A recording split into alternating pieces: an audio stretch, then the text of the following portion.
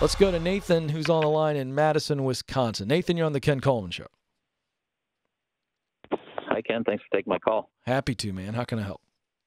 Hey, so I currently have a side hustle going, which is selling insurance, and I'm looking to continue to grow that and someday make that my full-time career.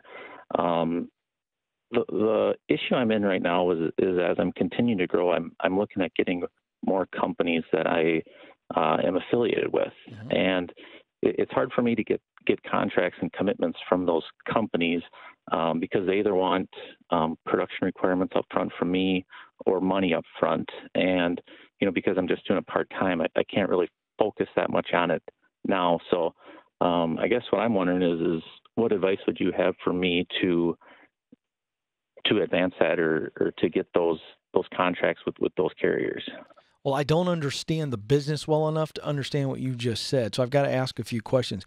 Why would you, if you're selling insurance, need to have money up front for these companies? I don't understand. Explain that in layman's terms, real simple.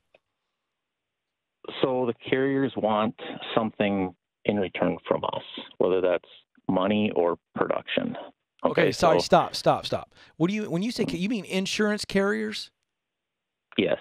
I thought you were just working for one insurance, so you're working for multiple carriers? Correct. Yes. So As State Farm, Farmers, all those kind. That's what we're talking about here, Yep. Allstate? Yep. So you're an independent agent who is selling insurance for multiple carriers? Correct. Okay, I got that. Now, what do they want from you? They want you to say what? They want a check from you? Yeah, either money up front or a production requirement. So you're going to write X amount of premium with us this year. So how can you guarantee that? Well, you can't really, but I mean, so that's kind of the what happens if say a production requirement? So let's say that you write. I'm making up funny numbers here to keep this simple. Mm-hmm. So let's say you go. I'm going to do $100,000, and you tell X company that's what you're going to do for them. What happens if you don't write that much in policies? What happens? They kick you out? They'll either kick you out or there'll be some type of fine or penalty for you not meeting your requirements. Well, why aren't you just working for one company? That's what I don't understand. Why haven't you just said, this is the carrier I want to be with? Just for the variety, different rates, different services. So to your clients, they have different niche market, yes. So that's a little bit of a competitive thing for you. You go, hey, listen, I'm Nathan, and I'm your insurance guy, and I'm going to shop your needs to all the carriers. Correct. Get you the best deal. Okay, all right, now I'm officially caught up. Sorry, Nathan, it's not my industry. That's okay. Well, first of all, I don't like the idea that you would potentially be fined, but is that the only way they do business? Is this across the board? With certain carriers, and it just depends on, the specific industry, because I sell multiple lines of insurance. So it's health, life, property casualty.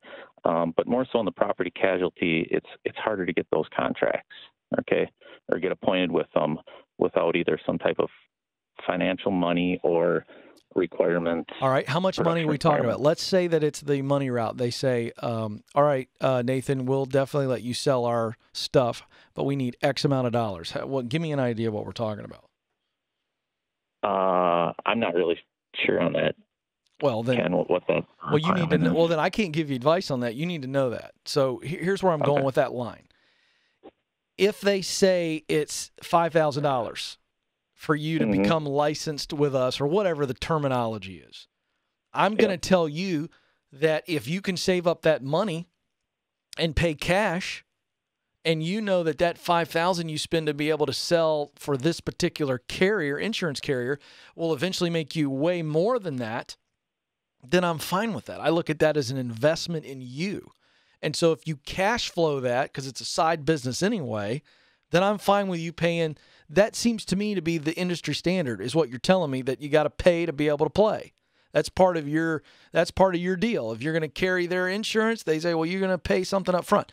I'm fine with that, but I want you to pay cash. So that's no big deal there. What I don't like is the other option, which is you taking a guesstimate, if you will, and telling them, all right, I'm going to do this much, and if you don't do it, they kick you off, or what I'm really concerned about is the fine. But if it's a pay to get in, then I'm fine with that. Mm-hmm.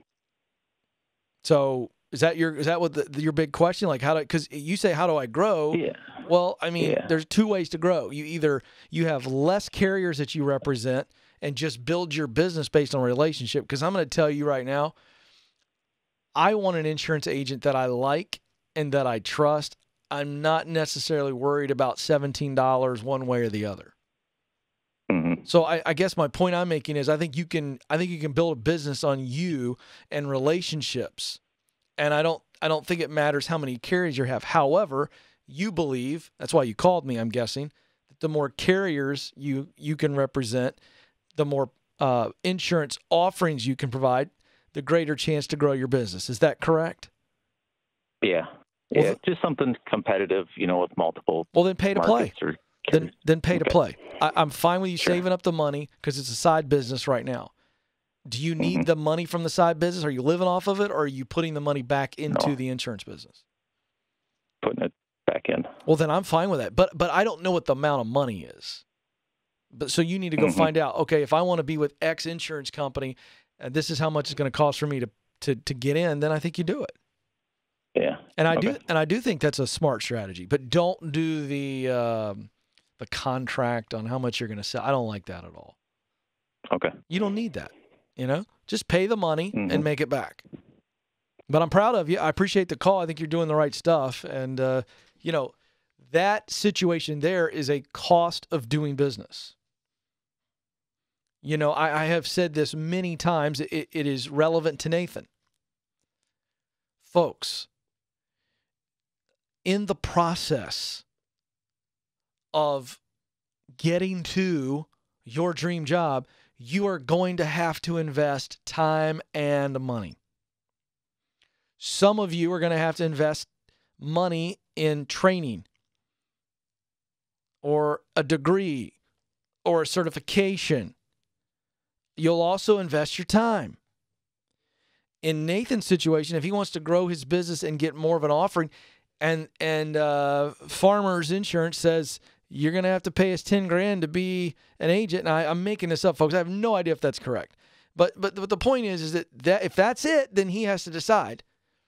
I want to be able to offer what they offer. Okay, great. So he's got to save it up. And that's the cost of doing business. There is always a cost, folks. And it's always time and money. And it will be relationships at times. There will be times where our family is going to have to sacrifice a little bit. Our friends are going to have to sacrifice a little bit. You got to do what you got to do, and there's no way around that. So save up, pay it.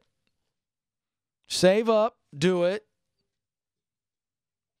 Put your head down and know that in order to do what I want to do, I've got to do what I have to do first. You do what you have to do so you can do what you want to do. And that's the situation there. And there are very few legitimate shortcuts. There might be times where there's a beautiful shortcut, but the journey itself won't have a bunch of shortcuts.